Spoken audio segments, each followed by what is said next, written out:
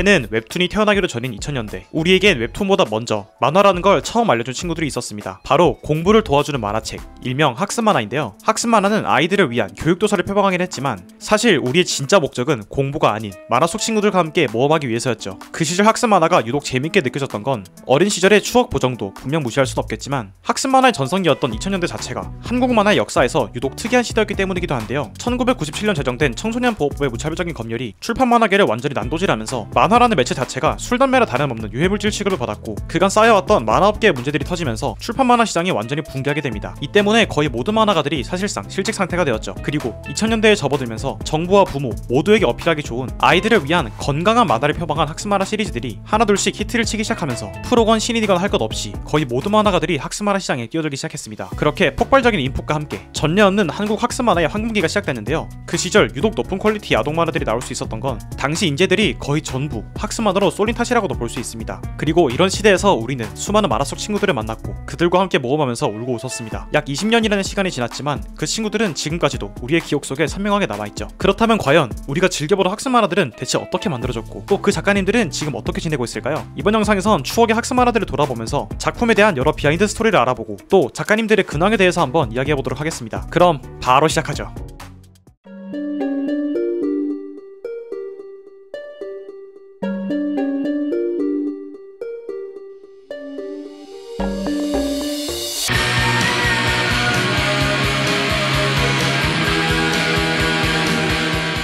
학습 만화 이야기에 이 작품이 빠질 수 없죠. 홍은양 작가님의 그리스 로마 신화입니다. 국민 만화라는 단어가 정말 잘 어울렸던 작품으로 당시 이 작품을 읽어보지 않은 사람을 찾는 게 힘들 만큼 그리스 로마 신화라는 마이너한 소재에도 불구하고 그 쟁쟁했던 아동 만화 시장 속에서 독보적인 입지를 구가했는데요. 그리스 로마 신화 이런 인기 비결에 여러 가지가 있지만 가장 큰 이유라고 한다면 단연코 지금까지도 독보적이라고 평가받는 특유의 그림체입니다. 홍 작가님의 이 화풍을 단순히 추억의 그림체 정도로 생각할 수도 있지만 이 그림체가 어떻게 탄생하게 되었는지를 알아본다면 분명 훨씬 더 큰 가치를 머금고 있다는 걸 알 수 있는데요. 현대적인 모해함과 한국적인 담백함을 섞어낸 이 얼굴 조형은 과연 일본 만화체를 벗어나서 한국만의 새로운 그림체를 만드는 게 가능할까? 하는 한국적임에 관한 실험에 가까운 시도를 하고자 했던 홍은양 작가님의 엄청난 노력의 결과물이기 때문이니다. 이미 약 10여 년의 경험을 쌓아오시면서 정통 회화부터 캐리커처까지 거의 모든 화풍을 섭렵한 작가님이 이 작품을 위해 해외 조각상과 도판을 일일이 입수해 분석하고 또 원래 가지고 있던 일본 순정 만화 그림체를 동서양의 인상이 적절히 섞인 만듦새로 깎아내면서 부드럽게 소화되면서도 날카로운 아름다움의 눈길이 가는 특유의 그림체를 확립하시는 데 성공했습니다.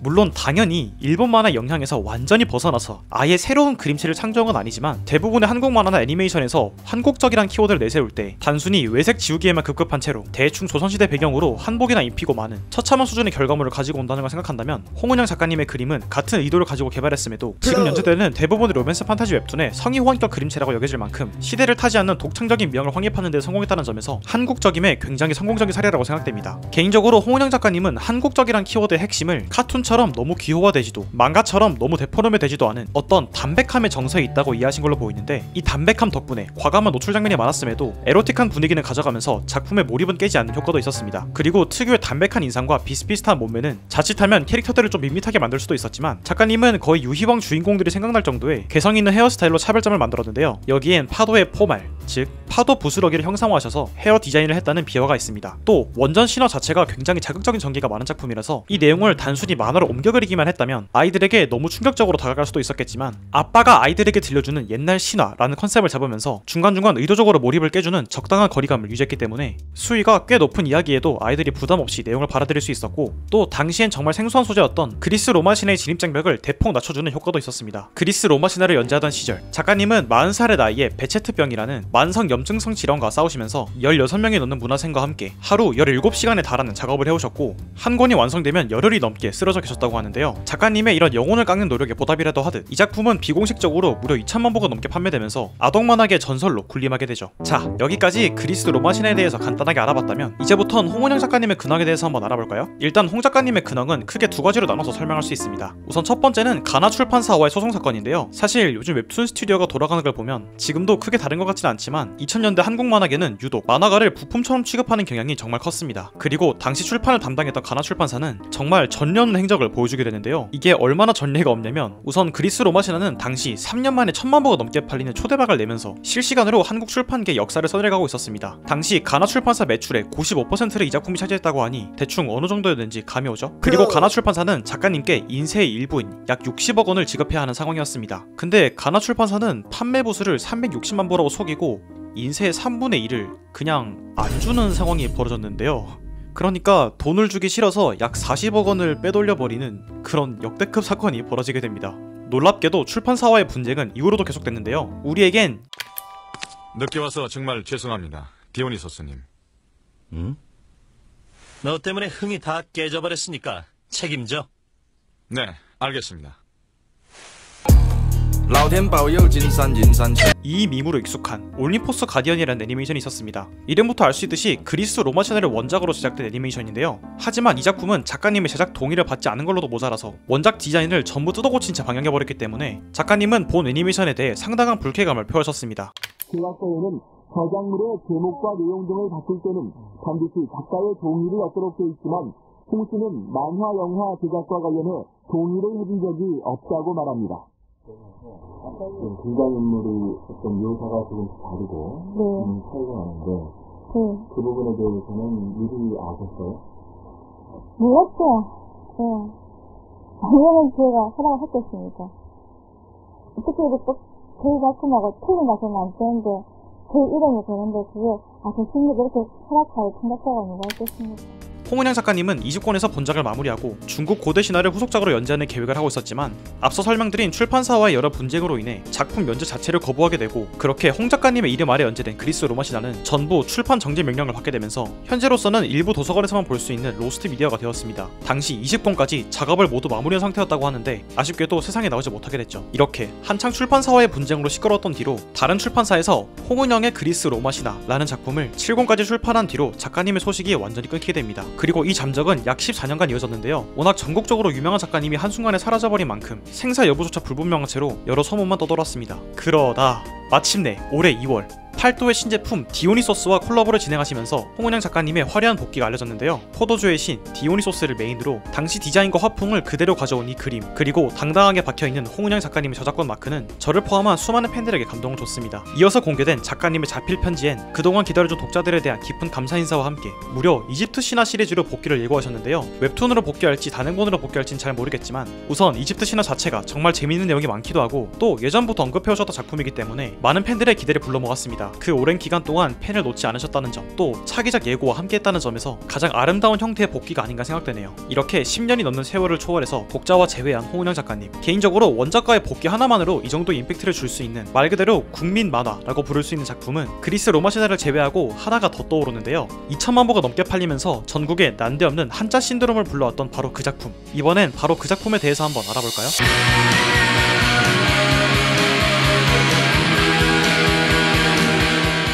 이 작품에 굳이 설명이 필요할까요? 두 번째는 제 인생 만화인 시리얼 작가진의 마법천자문입니다. 2003년부터 연재를 시작한 마법천자문은 한자 마법이라는 독특한 메커니즘으로 아이들의 눈을 사로잡았는데요. 불어라, 바람, 풍! 이라고 외치면 바람이 나오는 형식으로 한자 학습 과정을 마법 명창을 하는 것처럼 탈바꿈해서 아예 만화의 핵심 아이덴티티로 만들었습니다. 이와 더불어 매력적인 캐릭터들과 직관적인 스토리, 고급스러운 연출로 아이들의 눈을 단숨에 사로잡으면서 19권 기준 1300만 부가 넘는 판매고를 기록하기도 했죠. 사실 아직도 마법천자문을 알고 보니 은근 명작이었던 추억의 만화 정도로만 기억하시는 분들이 많지만 저는 개인적으로 19권까지의 마법천자문을 역사상 최고의 한국 만화라고 생각하는데요. 자세히 얘기하면 영상이 너무 길어지기 때문에 이 이야기는 나중에 따로 한번 다뤄보도록 하고, 이번 영상에선 마법천자문의 탄생과 작가님들이 집중해서 이야기해보겠습니다. 우선 우리는 마법천자문을 담당한 시리얼 작가진에 대해 알 필요가 있습니다. 시리얼은 김규홍, 김시현 작가님으로 이루어진 팀으로 김시현 작가님은 알려진 바가 많지 않지만 김규홍 작가님은 마법천자문 연재 전 신인 작가 때부터 이미 꽤 이름을 날리던 분인데요. 그 이유는 바로 작가님의 데뷔작인 대지옥전 진광대왕 이라는 작품 덕분입니다. 작가님은 이 작품을 대원 CI에서 주최한 신인 공모전에 투고 챔프 슈퍼만화 대상 우수상을 수상한 뒤 신인 작가답지 않은 압도적인 퀄리티 덕분에 곧바로 주니어 챔프 월간 잡지에 연재를 시작했던 데뷔 때부터 이미 재능을 뽐내던 천재 작가였죠. 대지옥전 진광대왕이 특히나 중요한 이유는 이 작품이 사실상 마법천자문의 전신이기 때문인데요. 우선 상황에 걸맞는 한자가 튀어나오는 이런 연출이나 옥황상제, 극락, 지옥 등의 설정도 그렇고 하늘나라에 직접 서들어가서 단판을 지는 전개 등 여러모로 마법천자문의 모태가 되는 작품이라고 할 수 있습니다. 이 작품의 단행본은 딱 딱 1권까지만 발매되었는데요. 김기용 작가님은 90년대 말에 본격적으로 데뷔하셨기 때문에 영상 초반에 말씀드린 출판 만화 시장의 붕괴랑 겹치면서 자연스럽게 아동 만화 시장에 도전하신 걸로 보이죠. 하나 재미있는 건 진광대왕의 부록엔 김기용 작가님이 방부직 작가님을 선배님으로 칭하는 부분이 나오는데요. 지금 닥터스톤과 마법천자문을 생각해본다면 여러모로 참 묘한 접점이라고 느껴지네요. 아무튼 김기용 작가님은 이후에 김시현 작가님과 함께 스튜디오 시리얼을 결성해서 마법천자문 연재를 시작했는데요. 그렇다면 여기서 김시현 작가님에 대해 한번 알아볼까요? 마법천자문이 한창 인기를 얻기 시작했던 2005년 MBC에선 섀도우 파이터라는 이름의 애니메이션이 방영되기 시작합니다. 그리고 김시현 작가님께서는 이 애니메이션의 캐릭터 디자인을 담당하셨죠. 사실 마법천자문의 존재감이 너무 크기 때문에 이 섀도우 파이터라는 작품을 그냥 지나가는 커리어 중 하나로 생각할 수도 있지만 시기가 시기인 만큼 마법천자문과 상당히 접점이 많은 작품이기도 한데요. 일단 손오공과 판박이인 주인공 K, 샤오랑 생김새에다 설정까지 똑같은 캐릭터 란비, 천계 출신, 최종 보스의 신복, 또 얼굴엔 악마의 낙인이 찍힌 회색머리 악당 샤크는 자연스럽게 모두가 아는 그 캐릭터가 떠오르죠. 그리고 이 애니메이션을 홍보하기 위해 섀도우 파이터 코믹스라는 만화책이 나왔는데요. 작가진이 펀드램이란 이름으로 되어 있어서 마법천자문과는 아무 상관없는 작품이라고 생각할 수도 있지만 이 작품은 김시현 작가님께서 그리신 작품입니다. 많은 분들이 이 작품의 존재조차 모르시더라고요. 길게 얘기할 거 없이 마법천자문 초기를 그대로 빼다 박은 이 그림체만 봐도 대놓고 티가 나죠. 마법천자문에선 거의 등장하지 않았던 시리얼 그림체의 미소녀 그림을 즐길 수 있고 무엇보다 저같은 시리얼 작가진의 광팬에겐 그냥 마법천자문 시절 시리얼 작가진의 또 다른 작품을 볼 수 있다는 것 자체가 정말 의미 있는 작품입니다. 근데 이 노란 끼로로는 뭐죠? 이 작품을 읽어보면 마법천자문만의 직관성과 캐치함 그리고 그 특유의 연출력이 그대로 느껴지는데요. 이는 김시현 작가님이 마법천자문만의 대중적인 색깔을 확립하는데 얼마나 큰 영향을 줬는지 알 수 있습니다.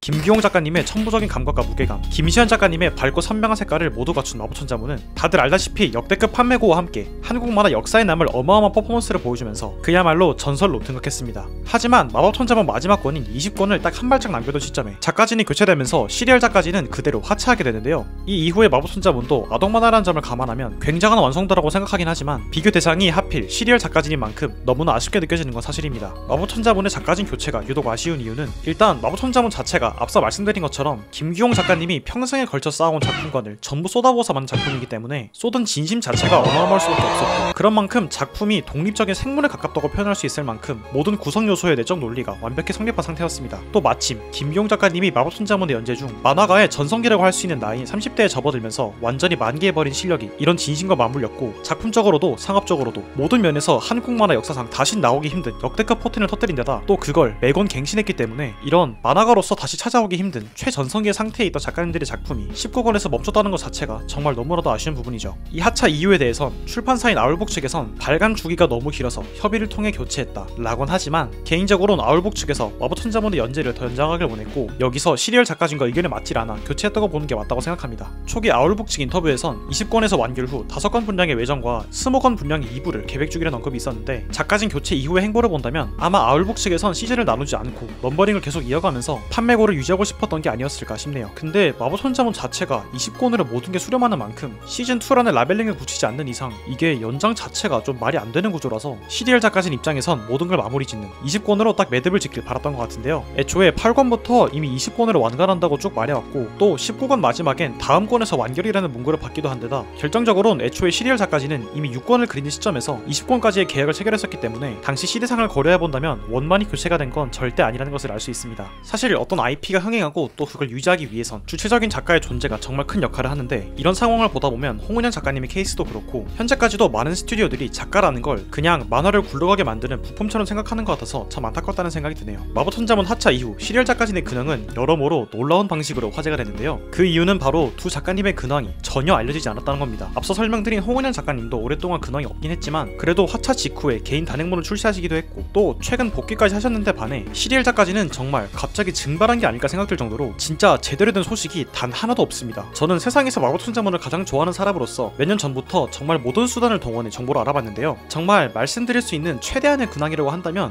일단 살아는 계실 거라고 생각이 됩니다. 그 이유는 첫 번째로 약 6년 전 마법천자문 공식 홈페이지 게시판에 시리얼 작가님들이 후속작을 준비하고 계신다는 관계자의 댓글이 달렸다는 점인데요. 말만 들으면 굉장히 설레긴 하지만 이 이후로도 아무런 근황이 전해지지 않아서 팬들 사이에선 그냥 없는 소식으로 생각되고 있습니다. 그리고 두 번째로 지금 삭제를 했지만 예전에 마법천자문에서 운영하던 공식 카톡 채널이 있었는데요. 제가 작가님들 근황이 너무 궁금해서 22년도에 한번 질문을 해봤는데 이렇게 답변이 왔습니다. 이게 뭐 아울북 측이랑 연락이 닿는다고 보기도 애매해서 사실 딱히 중요한 내용은 없긴 하지만 일단 살아는 계실 거라는 걸 추측할 수 있죠. 네, 웃기지만 살아있는 것 같다가 최대한의 근황일 정도로 시리얼 작가진에 대한 소식이 전무한데요. 작가님들께서 당신의 근황이 알려지기를 원치 않으실 수도 있고 또 다른 이유로 근황 공개를 꺼리실 수도 있습니다. 하지만 올해로 60세를 맞으신 홍은영 작가님도 오랜 잠적 끝에 아름다운 복귀를 하신 만큼 올해로 50세를 맞이하신 김주용 작가님 또한 언젠가 김시현 작가님과 함께 짠 하고 복귀하면 정말 좋을 것 같다는 희망의 끈을 놓을 수가 없네요. 마법천자문은 제가 세상에서 가장 사랑하는 작품인 만큼 언젠가 소식을 들을 수 있는 날이 꼭 오면 좋겠습니다.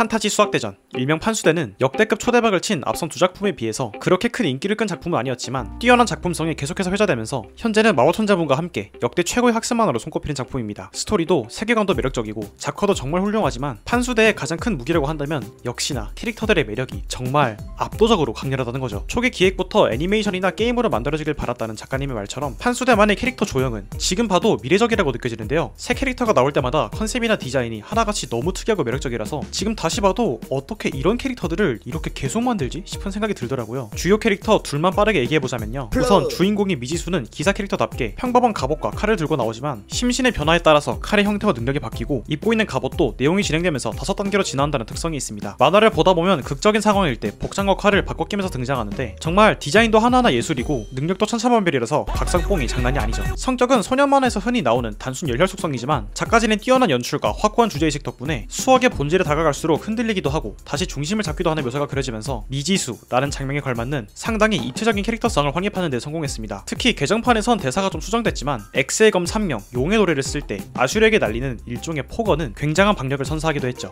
명실상부 판술의 최고 인기 캐릭터인 케이는 초반부엔 귀여운 장난꾸러기 도적 캐릭터였지만 도중에 밝혀진 정체에 대한 반전과 함께 확 어두워진 작품 분위기에 맞춘 파격적인 노출의 디자인으로 변경됩니다. 또 다른 히로인인 미나가 초월자로서 현자 같은 모습으로 각성한 것과 대조되게 혼돈의 엑스의 기사로서 완전히 타락한 디자인으로 변경되는데요. 원래도 디자인으로 호평받는 판수대지만 오직 의상과 헤어스타일이 변화만으로 이 정도의 이미지 변화가 가능하다는 게 정말 놀라운 것 같습니다. K의 이 복장은 한국 대표 다크 판타지 중 하나인 신암행어사의 캐릭터 산도를 모티브로 디자인했는데요. 이는 본격적으로 다크 판타지로 접어든 작품의 장르적 방향성을 드러내는 요소이기도 하지만 선대 한국 만화의 헤리티지를 계승한다는 정말 상징적인 의미를 가지고 있기도 합니다. 근본 미쳤죠? 이처럼 완벽에 가까운 디자인과 수준 높은 연출, 대사, 세계관 덕분에 뒤늦게 판수대를 발견하고 팬이 된 독자가 굉장히 많은데요. 그렇다면 과연 판수대의 근황은 어떻게 됐을까요? 먼저 판수대의 단행본 발매에 얽힌 복잡한 이야기를 해보자면요. 20권에서 무한의 마왕을 물리친 이후 스토리가 1차적으로 마무리되고 이후론 수냐의 과거 이야기로 진행되면서 22권까지 발매가 계속되었습니다. 근데 갑자기 다음 권 발매가 중단되더니 2012년부터 개정판 작업이 시작되었는데요. 개정이라는 게 기존 판본을 전부 절판시킨 뒤에 수정을 거친 새 판본을 발매하는 작업이기 때문에 자연스럽게 판타지 수학대전의 이전 판본이 전부 절판된 후에 새 판본이 나오기 시작합니다. 근데 웃긴 건 21권과 22권은 일단 절판은 시켜놓고 개정판 발매는 되지 않았다는 점인데요. 따라서 개정판 발매가 뜬금없이 20권에서 멈춘 바람에 덩달아 수학대전도 20권에서 완결이 되어버립니다. 출판사 공식 SNS에 따르면 22권 이후에 발매 계획 자체는 있었던 것으로 보이지만 여러가지 사정이 겹치면서 아예 취소된 것으로 보이죠. 아무튼 이런 전례 없는 발매 취소 사태 이후로 그림나무팀은 대부분의 인력이 하차했고 한동안 관련 소식이 전해지지 않았는데 2017년 네이버 공식 팬카페에 그림나무의 주축이자 판수대 창작자 그리고 작품 콘티를 담당하셨던 구도저 작가님께서 18년 연재를 목표로 시즌2를 준비 중이라는 소식이 올라오면서 굉장한 화제를 모았습니다. 댓글에 갈로아 작가님이 눈에 띄죠. 이후론 2018년 말까지 웹툰 연재를 목표로 작업 중이라는 소식을 지속적으로 전해주셨고 실제로 그림 작가님을 구인하시거나 본편을 작업한 흔적이 발견되기도 했습니다. 2019년부턴 여러 사정으로 인해 이전의 작업이 전부 취소되고 작가님 혼자서 그림까지 담당하게 되었는데요. 이때 공개하신 작업물들을 보면 기존 그림 전문 작가님들처럼 화려하진 않지만 기본적으로 판수대 세계를 만들어내신 분이라 그런지 판수대 조형의 미학을 제대로 이해하고 그리시는 게 느껴집니다. 이게 참 별거 아닌 것처럼 보일 수도 있지만 만화 하나 그리려고 글작가가 그림까지 연습한다는 게 진짜 보통 열정으로 되는 게 아니라서 정말 대단하다고 생각되네요. 이 뒤로도 블로그나 카페에 지속적으로 작업 중이다, 내년이 목표다 하는 등의 떡밥은 올라왔지만 시즌2에 관한 확실한 소식은 전해지지 않았고 2023년 말에 블로그에 쓰신 글 하나를 끝으론 2년이 지난 현재까지 모든 소식이 끊겨서 사실상 시즌2 제작은 무산되었다는 의견이 지배적입니다.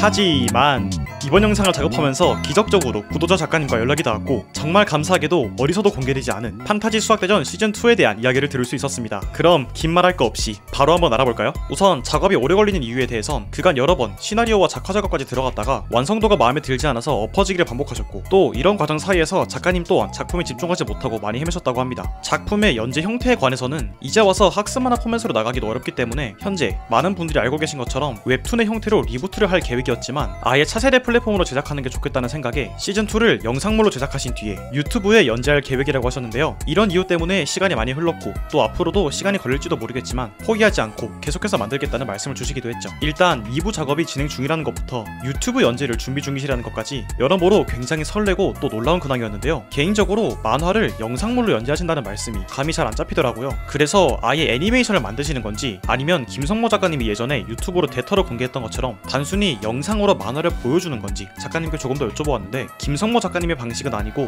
더빙을 동반한 애니에 가까울 것 같다는 답변을 주셨습니다. 더빙을 동반한다라. 이게 성우분의 캐릭터 더빙이 될지 아니면 단순 나레이션이 될지 아니면 둘 다일지는 잘 모르겠지만 제 추측으론 아마 애프터 이펙트 같은 툴로 그림에 모션을 주시거나 해서 주요 장면에만 더빙을 더입히는 식으로 애니메이션 같은 맛을 내실 것 같은데 뭐가 됐든 상상도 못한 결과물을 들고 오실 거란 생각이 드네요. 현재 시즌2의 연재가 7년 가까이 늦어지면서 이에 따라 많은 팬들이 점점 지쳐가고 있습니다. 하지만 그게 미련이 됐건 집착이 됐건 작품을 만들고자 하는 강한 의지가 있는 이상 가장 지치고 힘든 건 이 모든 과정을 홀로 감당하고 계신 작가님 본인일 거란 생각이 듭니다. 독자는 멀리서 작품을 기다리지만 작가에겐 작품이 늘 바로 앞에 있거든요. 작가님과 이야기를 나눠보면서 느낀 건 단순히 말만 번지르르하게 하면서 독자를 오매불만 기다리게 만드는 작가가 아니라 정말 독자에게 어떤 큰 선물을 주고 싶고 또 어떤 방식으로든 보여주고 싶은 무언가가 확실한 작가님이라는 인상이었습니다. 또한 앞서 말씀드린 마법천자문처럼 판수대는 작가님의 삶과도 같은 작품인 만큼 잘만 만들어진다면 마법천자문 후반부처럼 어떤 결정체에 가까운 굉장한 결과물이 탄생할 수도 있지 않을까 하는 생각이 드는데요. 오랫동안 계속된 연재 떡밥 그리고 결국 나오지 않은 시즌2에 저를 포함한 많은 분들이 지쳤지만 아직까지 작품을 놓지 않고 홀로 작업 중인 작가님을 믿고 언젠가 유튜브에 공개될 판수대 시즌2를 조금 더 기다려보면 좋겠다는 생각이 듭니다.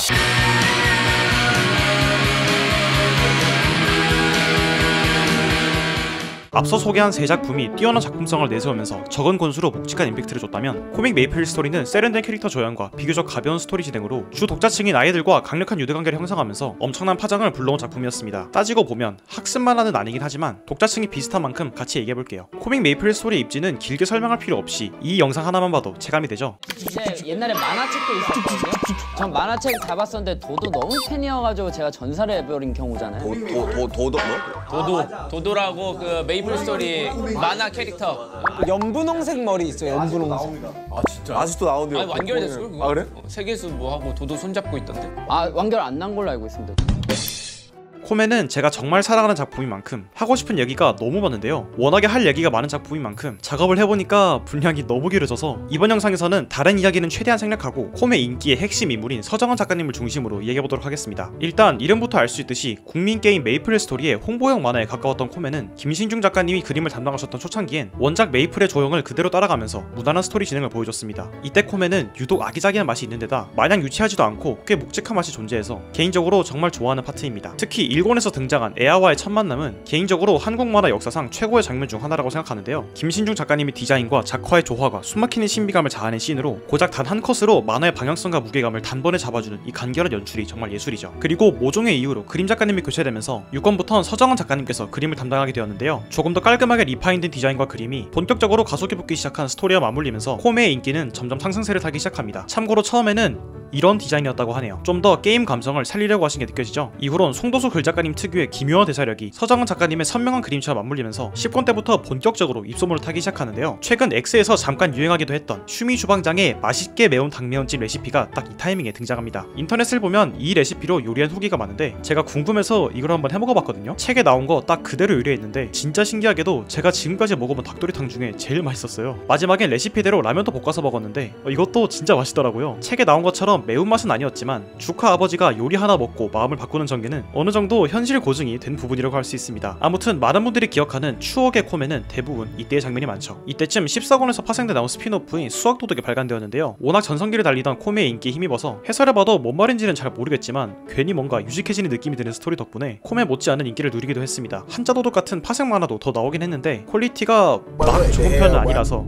본편만큼 큰 인기를 끌지 못했습니다. 수학도덕에 대한 자세한 이야기와 근황은 조금 뒤에 설명드리도록 할게요. 코메의 가장 큰 특징이라고 한다면 만화를 사건 중심으로 전개해 나가기 하기보다 캐릭터 중심으로 전개한다는 점인데요. 그래서 실제로 코메에 대해서 이야기를 할 때 많은 사람들이 특정 에피소드보다 특정 캐릭터들의 관계에 대해 주로 이야기하는 모습을 볼 수 있습니다. 이런 관계성 중심의 캐릭터 어필이 제대로 먹혀 들어가서 사실 옴니버스식 연재에 가까운 스토리 전개였음에도 순수하게 캐릭터의 매력이 이 모든 단점을 상쇄하면서 엄청난 인기를 끌었던 굉장히 독특한 작품이기도 합니다. 옛날에 아루로랑 주카 보면서 안 설레던 사람이 있을까요? 그리고 이런 캐릭터들 인기의 중심엔 그림을 담당한 서정은 작가님이 있었죠. 워낙 친근한 이미지 때문에 잘 모르는 사실이지만 서정은 작가님은 사실 굉장히 오래전부터 만화를 연재해 오신 베테랑인데요. 작가님이 직접 하신 말씀에 따르면 무려 한국 만화 역사상 최초로 만화에 3D를 도입했다는 어마어마한 업적을 가지고 계시기도 합니다. 물론 콤에서 3D 사용은 조금 요상한 면이 있긴 하지만 지금 만화 시장에서 3D를 안 쓰는 사람이 없다는 걸 생각한다면 굉장한 선구자라고 볼 수 있죠. 서양화과를 전공하신 만큼 유려했던 그림 실력 덕분에 당시 아동 만화 사이에서도 독보적으로 예쁜 조형과 세련된 데포르메를 자랑했는데요. 특히 주카의 변신폼 디자인은 당시 책을 읽던 모든 초딩들의 마음을 훔치기도 했습니다. 개인적으로 주카만 나오면 전개가 너무 답답해져서 좀 더 씩씩한 카이린을 응원하긴 했지만 주카의 이 디자인은 진짜 기가 막히는 것 같아요. 또 코메를 보다 보면 이렇게 뜬금없이 순정 만화 그림체가 튀어나올 때가 있는데요. 작가님의 옛날 만화를 보면 알 수 있는데 사실 이게 원래 그림체에 가깝습니다. 한 가지 재미있는 사실은 서정은 작가님의 동료 중엔 박찬섭이라는 작가님이 계시는데요. 이분은 또 마법천자문의 파생작인 손오공 무법소탕기를 그리시기도 했습니다. 코메에서 한 번만 뻗어가도 마법천자문이라니 세상이 참 좁죠. 이후론 작품의 스토리텔링 또한 정점에 달하면서 루이넬 에피소드부터 시작해 아르웬, 아쿠아리움, 새싹이,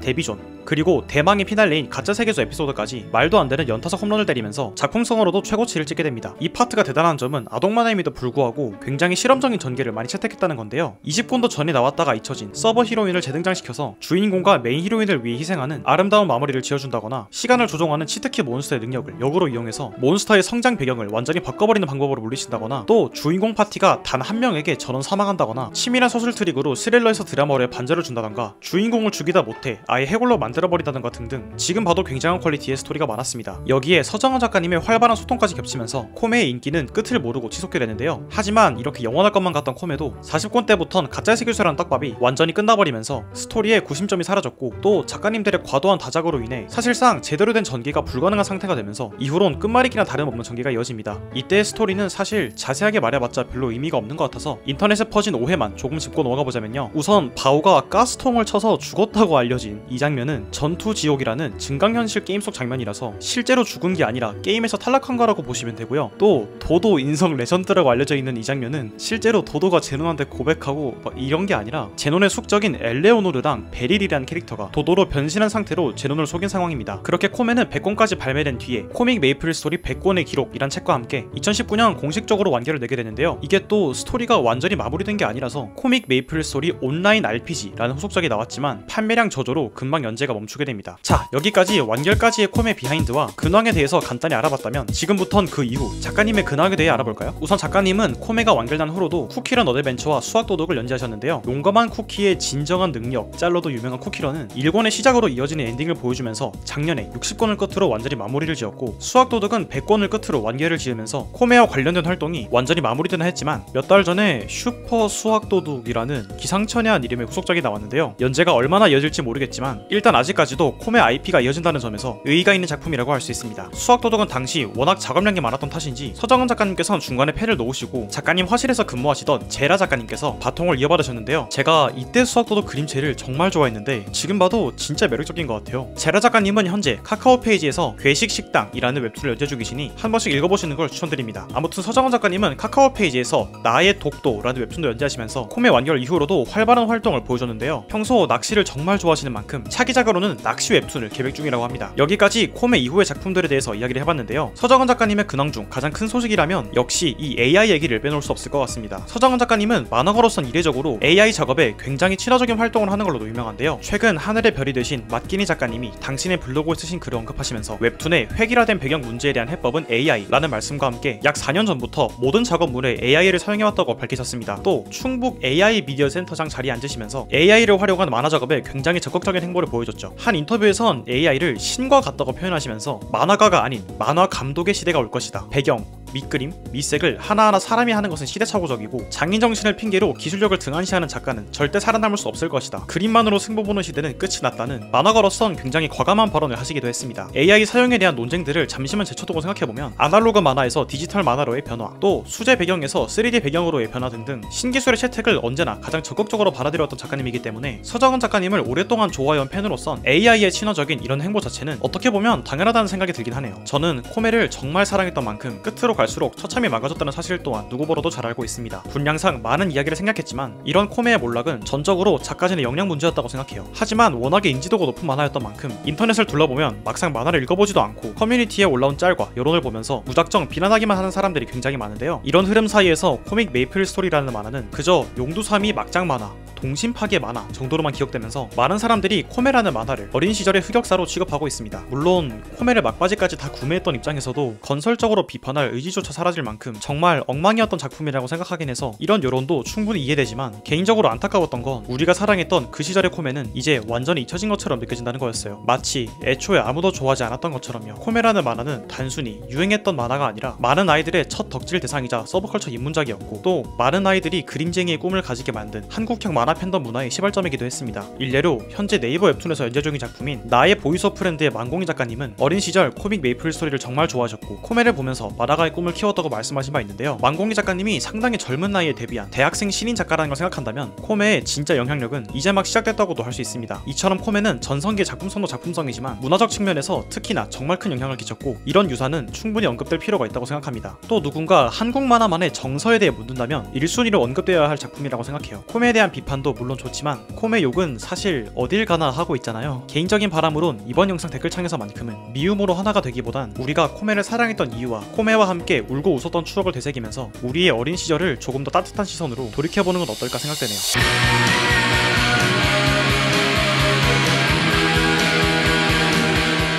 살아남기랑 보물찾기 그리고 실험왕 시리즈는 전부 미래엔 출판사에서 나온 작품들인 만큼 한 번에 묶어서 빠르게 설명드리도록 하겠습니다. 우선 살아남기는 담당하신 작가님들이 워낙 많은데요. 가장 먼저 언급돼야 될 작가님이라고 한다면 첫 작품인 무인도에서 살아남기를 담당한 살아남기의 개국공신이자 미래엔의 아이언맨 강경효 작가님이라고 할 수 있습니다. 사실상 이 작품의 성공을 시작으로 보물찾기, 실험왕 등등의 학습만화 시리즈 출간의 흐름이 시작됐다고 해도 과언이 아니죠. 강 작가님은 보물찾기 전담 작가님이기도 하기 때문에 조금 이따가 자세히 말씀드리도록 하겠습니다. 한 가지 재미있는 사실은 현재 레진 코믹스에서 금요정 금요극장이라는 웹툰을 연재 중이신 금요정 작가님께서 평소 단골이었던 동네 라멘집이 하나 있었는데요. 지금은 장사를 접었지만 그 라멘집의 사장님이 바로 강 작가님 시절 극초창기 살아남기 시리즈의 담당자님이셨다고 합니다. 자세한 이야기는 금요극장 70화, 113화를 직접 읽어보시는 걸 추천드리고요. 이후론 무려 문정호 작가님을 비롯해 수많은 작가님들이 바톤을 이어받았는데요. 아마 제 세대분들은 대충 이때쯤부터 슬슬 학생 만화를 졸업하셨을 거라 이후론 대충 살아남기 시리즈도 하락세를 타지 않았을까 생각하실 수도 있지만 한현동 작가님께서 담당한 바이러스에서 살아남기 시리즈부터 살아남기 시리즈의 최전성기가 시작됩니다. 한 작가님께서는 예전부터 유독 일본 만화, 특히 모에함의 정서에 큰 영향을 받아오셨는데요. 그 때문인지 캐릭터성부터 디자인, 그림체가 유독 세련되면서 톡톡 튀는 맛이 있었고 이는 특히 일본에서 큰 반향을 일으키면서 극장판 애니메이션이 2편이나 제작되는 엄청난 성과를 이루게 됩니다. 한 작가님은 살아남기 시리즈, 그리스 로마시나, 삼국지 만화 시리즈 등 거의 전성기 시절 서정원 작가님처럼 활발하게 아동 만화를 출판하고 계시고 또 작년에 네이버 웹툰 공모전에도 도전하신 걸로 보이는데 이미 성공할 대로 성공하신 작가님이 아직까지 활동 영역을 늘리시는 모습이 정말 대단하다고도 느껴지고 또 한 작가님의 화풍은 일본 만화의 영향을 크게 받은 만큼 시대를 불문하고 먹혀들어가는 스타일이라 작품 자체도 굉장히 기대됩니다. 살아남기는 워낙 작품이 많은 시리즈이기 때문에 매니아층도 많은데요. 그중 약 4년 전 인터넷 커뮤니티에 올라온 재민 작가님의 레오를 아십니까? 라는 팬만화가 큰 화제를 모으기도 했습니다. 작품 연재가 끊기면 캐릭터들이 늙기 시작한다 라는 독특한 설정과 함께 온갖 미래엔 학습하는 캐릭터들이 등장하는 만화로 살아남기 시리즈의 20주년을 기념해 그린 만큼 추억을 자극하는 디테일한 요소와 캐릭터들에 대한 애정이 대단한 작품인데요. 인터넷에서의 반응도 정말 좋았고 더 감동적인 건 원작자 강경효 작가님께서 이 작품을 감명 깊게 읽으시고 작중 등장하는 늙은 레오의 모습,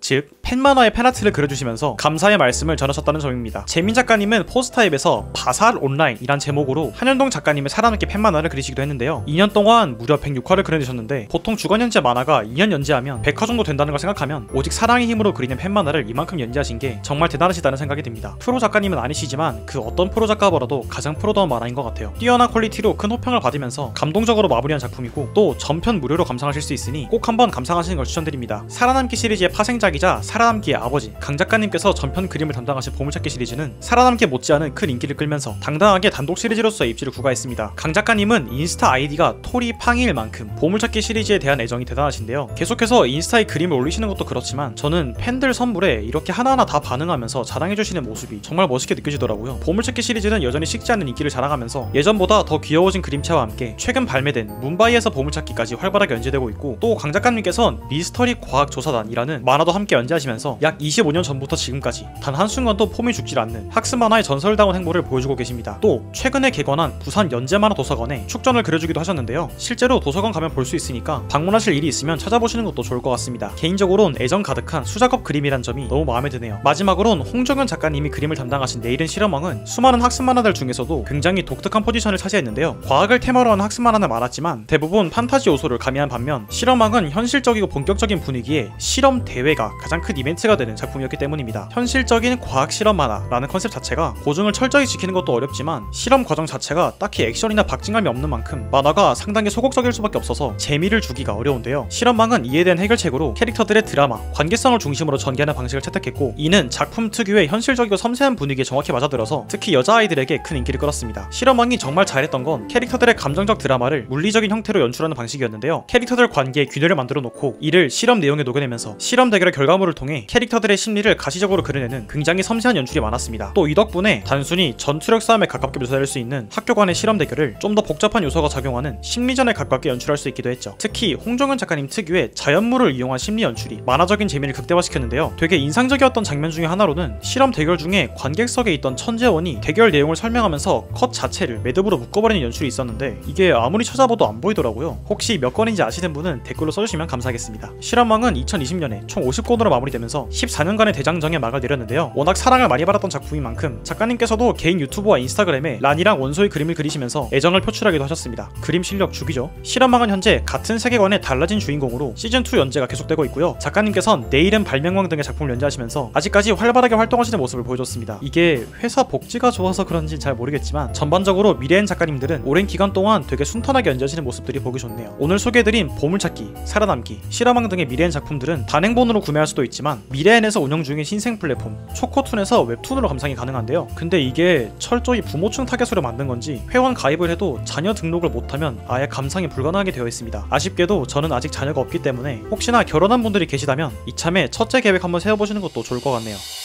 출판 만화에서 웹툰까지 한국 만화는 수많은 격변을 겪으면서 우리와 함께 해왔습니다. 특히 학습 만화는 전국적인 사랑을 받은 만큼 아직까지도 많은 사람들이 기억하고 있지만 개인적으로 늘 아쉬웠던 건 많은 사람들이 학습 만화에 대해 이야기할 때 만화라기보단 그 시절의 추억으로만 생각하고 또 어릴 때나 봤던 공부용 만화라는 인식에 가려져서 학습 만화를 작품 그 자체로서 평가하는 경우가 많지 않다는 거였어요. 근본 취급을 받는 출판 만화와 신세대 플랫폼 웹툰 사이에서 학습 만화는 일종의 끼어있는 포지션을 차지하고 있는데요. 이 때문에 앞서 설명드린 인식과 함께 약 15년의 짧은 전성기를 보낸 학습 만화는 은근히 한국 만화의 계보에서 제외되는 경우가 많죠. 하지만 학습 만화는 출판 만화의 공백기 시절 당시에 수많은 아이들이 만화라는 매체를 잊지 않게 만들었고 출판 만화와 웹툰에 훌륭한 가교 역할을 해줬습니다. 또 학습 만화를 담당한 수많은 작가들은 아동 만화를 그저 애들이나 보는 만화가 아닌 누구보다 순수할 수 있는 독자들에게 선사하는 선물로 생각하면서 오직 만화로만 경험할 수 있는 경험을 시켜주었죠. 저는 이번 영상을 만들기 전에 최대한 짧고 쉽게 만들자 하는 목적을 가지고 있었는데요. 영상 길이만 봐도 아시겠지만 정말 사랑하는 마음을 주체할 수가 없더라고요. 제가 아직도 학습 만화를 이렇게나 사랑하는 건 만화에 대한 취향도 지식도 없던 시절 그저 좋으니까 좋다 하면서 책을 하나둘씩 모았던 만화에 느낀 가장 순수했던 사랑을 잊지 못하기 때문이기도 합니다. 만약 이번 영상을 여기까지 봐주셨다면 오늘만이라도 좋으니 그 시절의 우리를 기억하고 다시 한번 같은 만화를 사랑했던 모두와 따뜻한 마음을 나눠보는 건 어떨까 하는 생각이 드네요. 오늘 영상은 여기까지입니다. 그럼 오늘도 시청해주셔서 감사합니다.